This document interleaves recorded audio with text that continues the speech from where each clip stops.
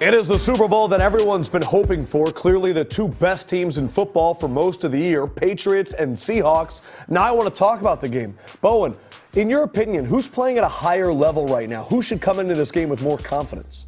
I think both of them really should. I mean, if you want to take one team, let's say New England. Okay, that's just based off Championship Sunday. They blew out the Colts. I understand that everyone's going to look at New England and say, wow, they're the most complete team. And I might actually agree with that. If you look at their offense, Tom Brady, what they're going to do with the running game, Gronkowski, especially in the secondary, how they can play press man. But don't forget about Seattle and what they've done on defense basically the last half of the season, including the playoffs. You go back to Championship Sunday, Adam, how many times was that Seattle defense put in an adverse situation? They're giving the ball, say, hey, look, you got to hold them to a field goal. We screwed up again. We turned the ball over again. We didn't tackle on special teams. Now you got to go save us. They did it time and time and again. Now, offensively for Seattle, Russell Wilson has to play better. Great in overtime. Like we talked about, great in overtime. That's why you keep playing. That's why you continue to play the football game, wait for that opportunity. That's why he's the leader of that football team. But collectively, and in that entire game against Green Bay, he's got to play better. The receivers got to get open. So to answer your question in a roundabout way, I guess it's New England, but I don't really care. 2 weeks from now, you get, like you said, two best teams in football.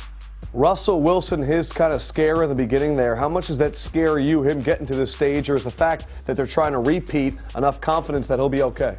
I think he'll be fine. The guy's a big game player. He's a leader. I would love to play for that guy. And that's the thing. When you have your defensive players, your special teams players, your receivers, your running backs, they all rally around the quarterback. You know how impressive that is, Adam?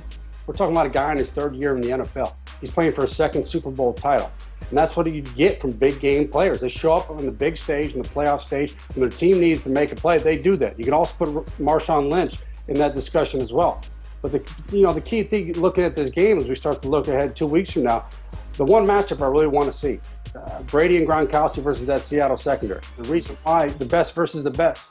No one can cover Gronkowski right now. Doesn't matter if it's zone or man, backside of 3-by-1, in tight core to the core of the formation, running deep routes, running underneath routes, shallow crossing routes, out routes. No one can stop this guy right now. That's why I want to see Seattle match up against him. This is the best secondary I've seen in the last decade in the NFL. I know that these passing defenses are so good. Could this be a battle of Marshawn Lynch and LeGarrette Blount on the ground after these two huge performances? Well, here's the thing. For Seattle, yeah, I think they're going to run the football. You're going to see that immediately, whether that's the read option and zone or power game with Marshawn Lynch. But I'll tell you right now about New England, I have no idea. No one does. Anyone who says they do is lying because they are the best at scheming opponents. Every week is different. You go back to the divisional round against the Ravens. They tried to run the ball early. They scrapped that and they threw the ball the entire football game. Against the Colts, they would run first. Run first, set up the passing play, short underneath routes for Tom Brady, find Gronkowski in the red zone. But no one knows what Belichick and Josh McDaniels are going to do. That applies to both sides of the football. I don't know if they'll play cover one against Russell Wilson, they'll play some zone with the quarterback spot. You just don't know because they're so well coached.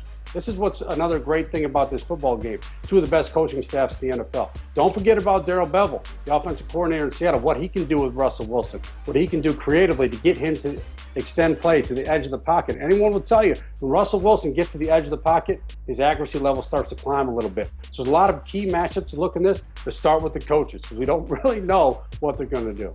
Matt, I want to make you one of the earliest media members to make a prediction on this game. Who is the Super Bowl champion for this upcoming Super Bowl Sunday?